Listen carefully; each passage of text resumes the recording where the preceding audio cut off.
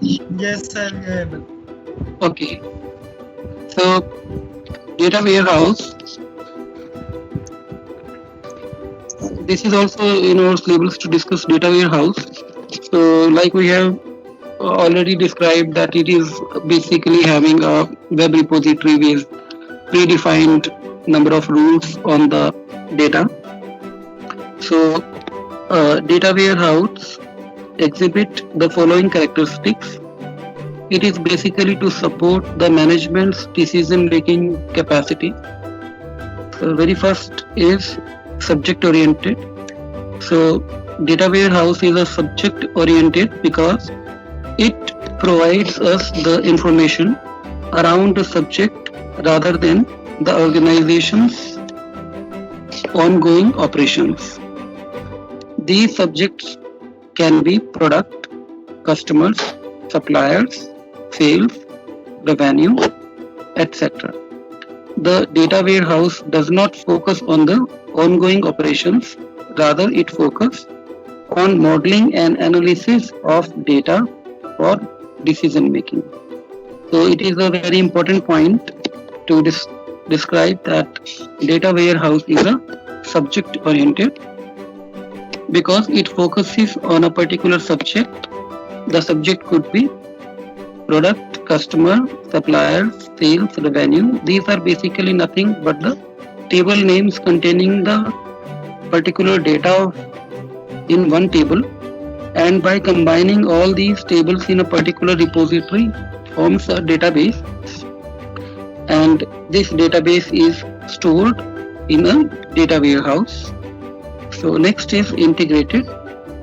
Data warehouse is constructed by integration of data from heterogeneous sources such as relational databases, flat files, etc. This integration enhances the effective analysis of data. So, this is another important property that data warehouse is a place where integrated data is stored. Integrated means data could be in the form of relational databases, like it is saying. Data could be in the form of semi-structured data, or data could be directly in the form of files that might contain some structured or unstructured data. So it is a prime capability of data warehouse to store different type of data. Now, how we can get different type of data when we are dealing to the same subject? Because in a particular place, the data is collected in a different format, and on a particular another place, the data is collected in a different format. So, to get the information by clubbing both of the formats or both of the tables is the part of data warehouse task. Next is time variant. The data collected in a data warehouse is identified with a particular time period.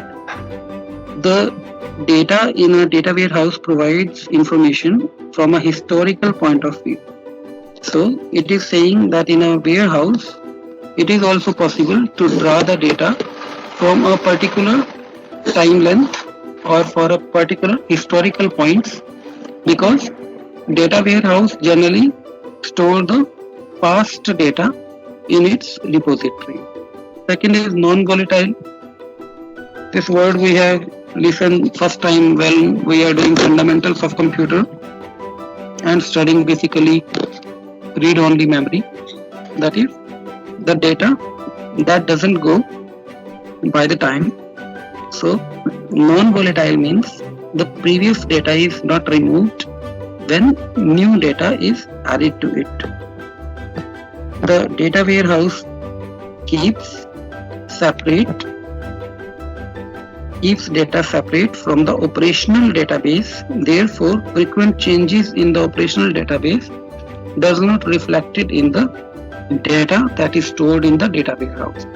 So that is why data warehouse is called as a huge repository of data, because the data subsequently being added to the data, and suddenly it is growing and becoming huge.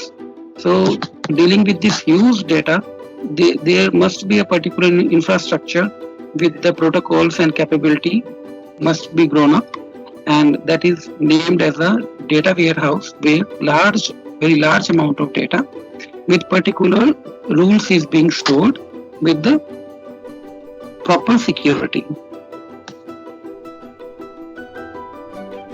So we have seen that data warehouse.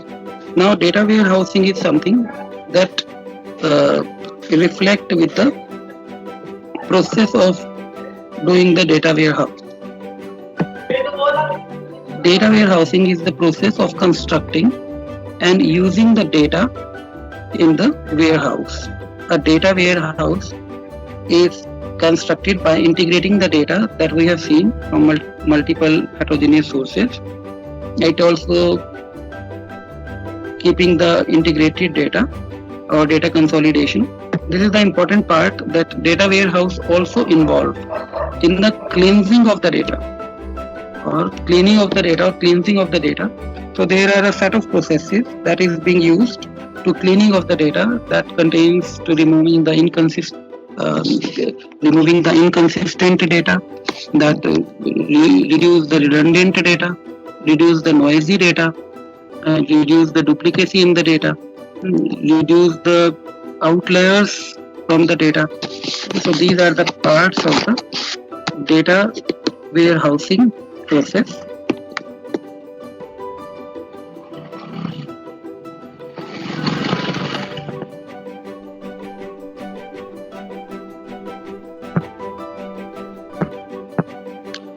So how data warehousing is achieved?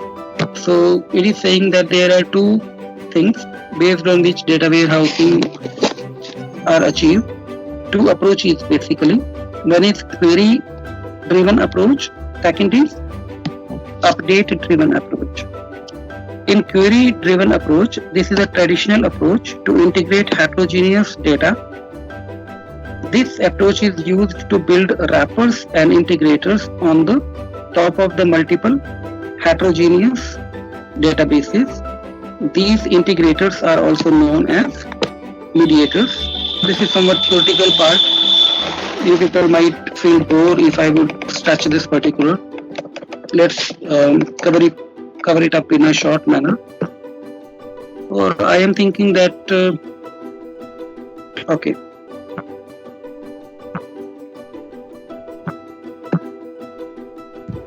So are you people okay? Dikshant and Manike, you are still here, okay? Yes, sir.